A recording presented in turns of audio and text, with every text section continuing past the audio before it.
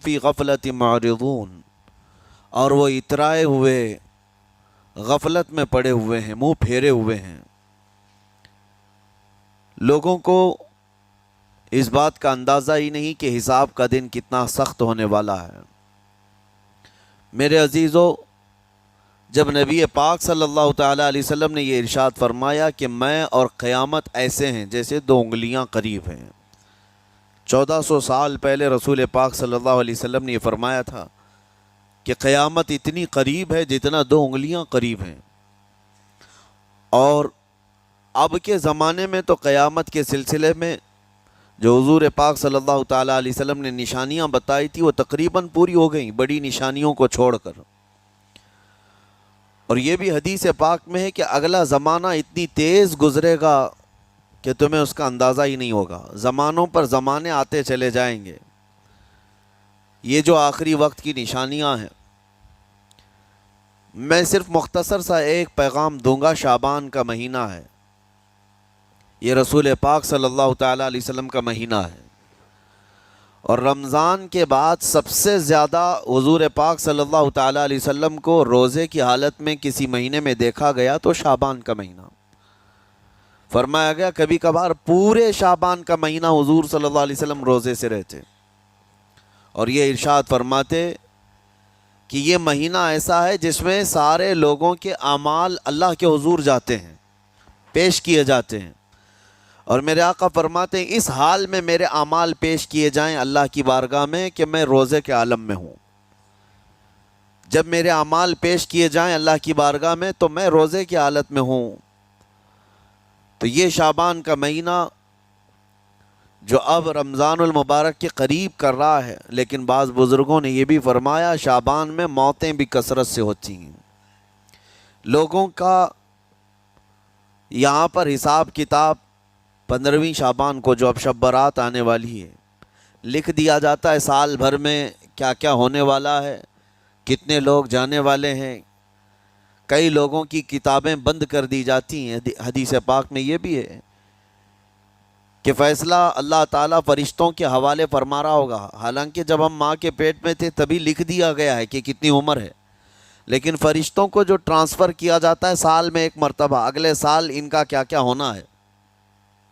اور حدیث میں ہے کسی کے متعلق فرشتوں کو یہ کہا جا رہا ہوگا کہ فلاں 1 مہینے بعد، 2 مہینے بعد، 1.5 مہینے کے بعد اس کی فلاں وجہ سے موت آئے گی، لیکن وہ بندہ شادی کی تیاری کر رہا ہوگا، وہ بندہ جس کی موت کا آرڈر جاری ہو چکا ہے، فرشتے لے چکے ہیں، وہ اپنے کاروبار کے اور اپنے گھر بار کے بنانے میں مصروف ہوگا، اسے اندازہ تک نہیں ہوگا کہ شعبان کے اس مہینے میں اس کی موت کا پروانہ نکل چکا ہے۔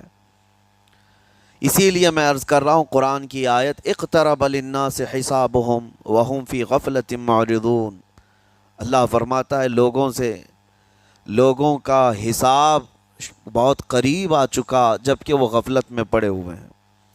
اب جس زمانے میں آپ زندگی گزار رہے ہیں یہ اتنی تیزی سے آپ کے اوپر سے گزر جائے گا کہ آپ کو احساس تک نہ ہوگا۔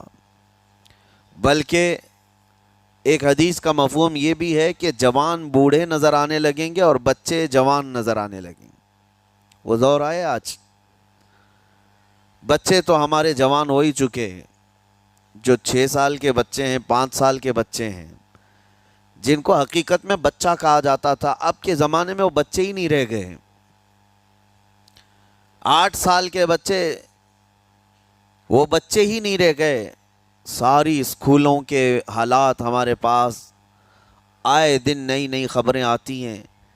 3ری جماعت کا، 4تھی کلاس کا بچہ خطرناک قسم کے نشوں میں مبتلا ہے جو بڑے بڑے جوان بھی نہیں کیا کرتے تھے۔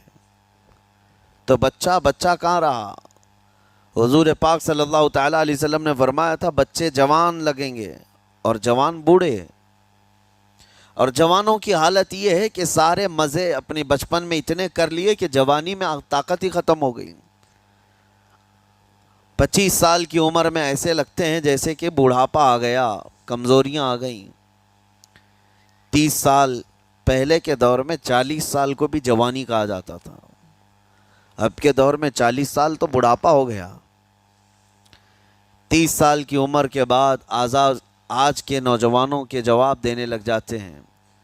اس کی وجہ یہ ہے کہ بچپن میں اپنے آپ کو برباد کر لیا، بچپن میں اپنے آپ کو ختم کر لیا۔ تو جو بچپنا تھا اس کو جوانی میں بتا دیا، اور جو جوانی ہے وہ بڑھاپے میں۔